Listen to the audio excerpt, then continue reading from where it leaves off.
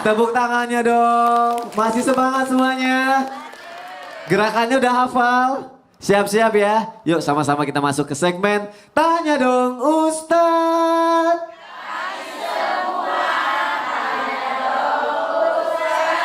Masya Allah, tepuk tangan sekali lagi deh. Semangat banget. Langsung aja deh kalau gitu aku mau ngasih kesempatan untuk jamaah yang mau nanya boleh angkat tangan. Tadi sebelah sini udah ya. Oh sebelah sini aja deh. Ibu, boleh ibu silakan berdiri bu. Ada mic-nya, oke. Silakan ibu namanya siapa, dari mana? Assalamualaikum warahmatullahi wabarakatuh. Waalaikumsalam warahmatullahi wabarakatuh. Nama saya Ibu Atat Icat dari Majalaya. Dari Majalaya. Saya mau bertanya sama Abi Maki. Oh, boleh. Kenapa Allah menciptakan emas sama sutra kalau ujung-ujungnya dilarang dan diharamkan bagi laki-laki. Oh, iya, Assalamualaikum ya? warahmatullahi wabarakatuh Pak Ustadz. Tolong Waalaikumsalam dijawab ya. warahmatullahi wabarakatuh. Kok ibunya ngomong temannya ketawa-tawa tuh kenapa? Masih ada sesuatu ya. Oke, Abi mohon jawabannya Abi silakan. Izin Habib Ustadz Maulana. Terima kasih Mas Soni. Subhanallah, sekali lagi Masya Allah, Tabarakallah. Ketika dengan pertanyaannya kira-kira apa ya hikmah yang namanya emas ataupun sutra diharamkan bagi laki-laki? Iya. Pertama, memang Rasulullah SAW dengan nasu yang sharih, yang jelas. Bahwa aku halalkan dua hal ini untuk perempuan, yakni adalah sutra dan emas. Dan aku haramkan sutra dan emas ini bagi laki-laki. Yang pertama, yang harus kita pegang dalam Al-Quran kalimatnya wa ma kana lil mu'minin wa la mu'mina idza qadallahu wa rasul amran ayyakuna lahumul khiyaratu min amrihim. Apapun yang telah Allah dan Rasulnya perintahkan, apapun yang telah Allah dan Rasulnya larang, maka kita tidak punya pilihan untuk mengatakan Allah haramkan, kerjakan enggak ya? Kerjakan enggak? Tinggalkan, tidak ada pilihan. Apabila Allah katakan tidak boleh, punten, jangan ada pilihan, buang apa kerjakan, maka buang.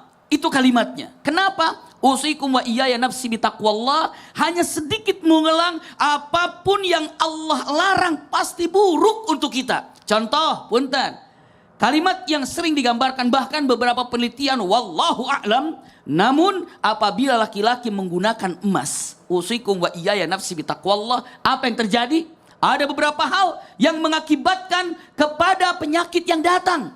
Di antaranya adalah memperlambat aliran darah khusus untuk bagi laki-laki. Karena apa? Karena kalau perempuan ada headnya, maka dikeluarkan darah kotornya. Tapi kalau laki-laki, maka akan mengendap dan susah. Dan yang menarik, memegang imsaknya di sana adalah az-zahab ataupun emas.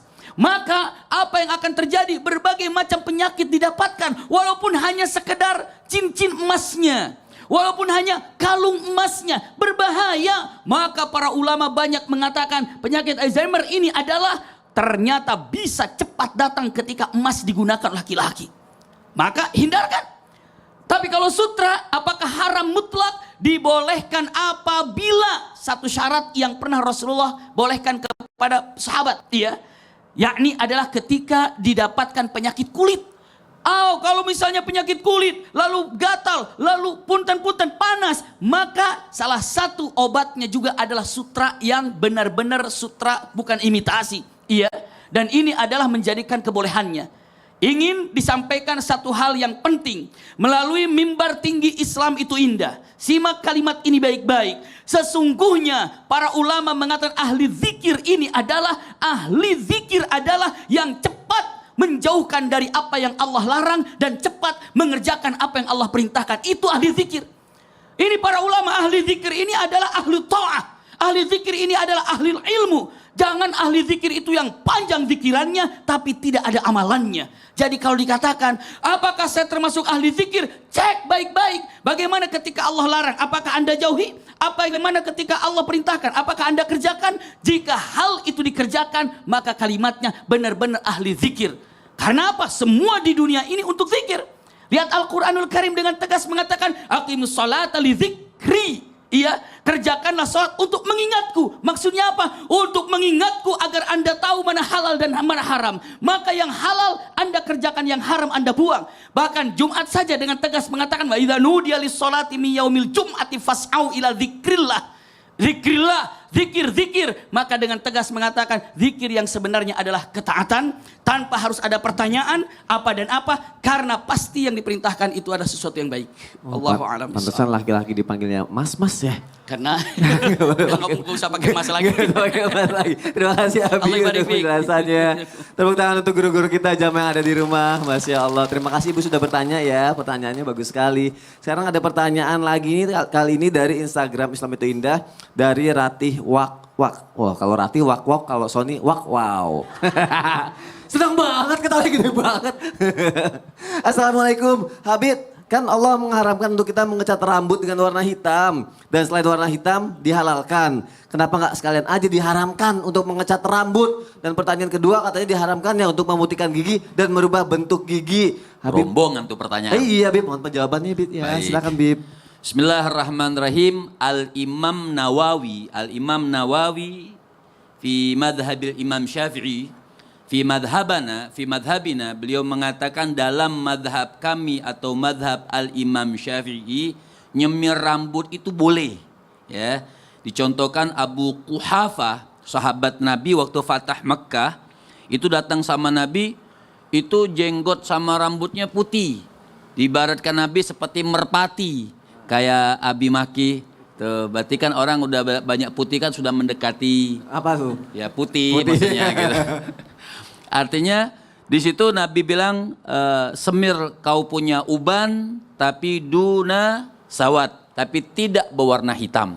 Jadi dalam madhab kita mengatakan boleh nyemir rambut, mau asfar, mau ahmar, kuning boleh, merah boleh, tapi bukan merah-merah yang Merah kayak ini Habib ya? iya, kayak merah ini bukan. Artinya merah yang kecoklat-coklatan, yang dilihatnya enak lah. Maru. Gitu kan. Itu diperbolehkan tapi tidak berwarna hitam. Bagaimana hukumnya nyemir rambut warna hitam? Yuhram. Itu diharamkan. Wakila yukra. Ada pendapat lain mengatakan makruh. Wakira dikatakan makruh tanzih. Ya. Makruh yang mendekati daripada keharaman. Itu pendapat yang pertama. Kemudian pendapat yang kedua, Wahbah Zuhaili di dalam kitabnya beliau mengatakan boleh nyemir rambut warna apa saja, boleh. Mau warna hitam juga boleh. Illa fi madhab Syafi'i, beliau mengatakan kecuali di dalam madhabnya Imam Syafi'i tidak boleh atau haram. Kemudian pendapat yang ketiga mengatakan lebih afdol lagi, katanya sudah tidak usah nyemir apa-apa, sepatu aja yang disemir. Ya, artinya lebih afdol mengatakan sudah tidak perlu semir. Tunjukkan aja kita seperti itu, ya seperti itu. Dan kenapa ilatnya itu kenapa tidak boleh warna hitam, namanya tipu-tipu. Wah, tipu-tipu. Ya, tipu-tipu. Ya, ternyata dia itu mau muda-mudain dirinya aja, padahal sudah Bu nyenyak. Sudah tua. Kapan diperbolehkan orang nyemir rambut warna hitam? Kalau mau ada perperangan. Jadi kalau ada perperangan boleh warna hitam. Kemudian mutiin gigi. Boleh atau tidak? Seperti Sony. Ya. Gimana mutiin gigi kalau hanya mutiin saja, tidak merubah seperti kita pengen tampil bersih, tapi bukan pengen dilihat orang, pengen cantik. Buat pamer. Ya, misalnya, Ustaz Maulana, ya. Enggak gitu juga senyumnya Bib, masa depan orang gitu.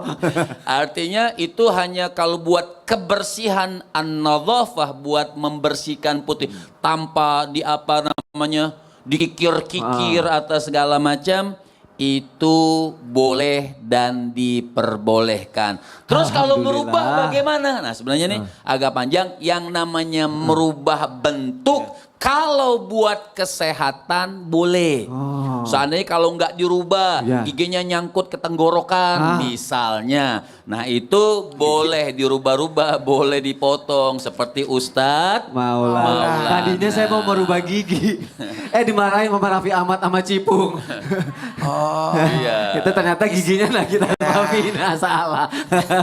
Masya Allah. Terima kasih guru-guruku sudah ada di sini. Terima kasih untuk penjelasannya. Sekarang jamaah yang ada di rumah kita akan mendengarkan kesimpulan oleh Ustadz Maulana dan juga dilanjutkan doa oleh Habib Muhammad Syahab. Untuk yang pertama, Ustadz Maulana silakan. Bismillahirrahmanirrahim. Ingat, jangan pertanyakan atas kenapa Allah, kenapa.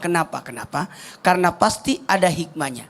Bagaimana Allah menciptakan sesuatu yang menurut kita buruk, tapi kan dilarang. Ketahuilah itu pasti ada hikmahnya. Ada tujuan penciptaannya. Satu, untuk menguji seberapa kuat keimanan kita. Nah, dan untuk memilah siapa yang terbaik amalnya di antara kita. Sehingga dengan adanya larangan-larangan ini, atas sesuatu yang membahayakan ini, lebih warning sebagai peringatan. Dan kita tidak berada di zona nyaman. Sehingga orang berkata, sudahlah. Ternyata ada yang harus diingat dan akan diperhatikan. Makanya sebagai muslim, taatlah atas aturan. Tidak usah dipertanyakan, tapi sami'na wa ta'na. Bismillahirrahmanirrahim. Alhamdulillahi rabbil alamin. Allahumma salli wa sallim ala Sayyidina Muhammadin wa ala ali Sayyidina Muhammad. Ya Allah, Amin. tanamkan di hati kami rasa syukur kepadamu ya Allah. Amin. Apapun yang diberikan oleh Allah subhanahu wa ta'ala. Seperti kekasihmu baginda Nabi besar Muhammad sallallahu alaihi wasallam, khalqillahi kulluhu jamil. Ya Allah, kekasihmu mengatakan semua makhluk Allah ini bagus. Semua makhluk Allah ini indah. Maka ya Allah, tanamkan di hati kami betul-betul rasa syukur kepadamu, berterima kasih kepadamu dan menikmati apa yang kau berikan ya Allah, ya Rahman, ya Rahim. Rabbana atina fid dunya hasanah wa fil akhirati hasanah wa qina adzabannar. Amin amin ya rabbal alamin. Terima kasih kepada guru-guruku, terima kasih jamaah sudah menyaksikan Islam itu Indah. Insya Allah besok kita ketemu lagi ya. Wassalamualaikum warahmatullahi wabarakatuh. Waalaikumsalam warahmatullahi wabarakatuh. Salatullah, salamullah ala Tuhan.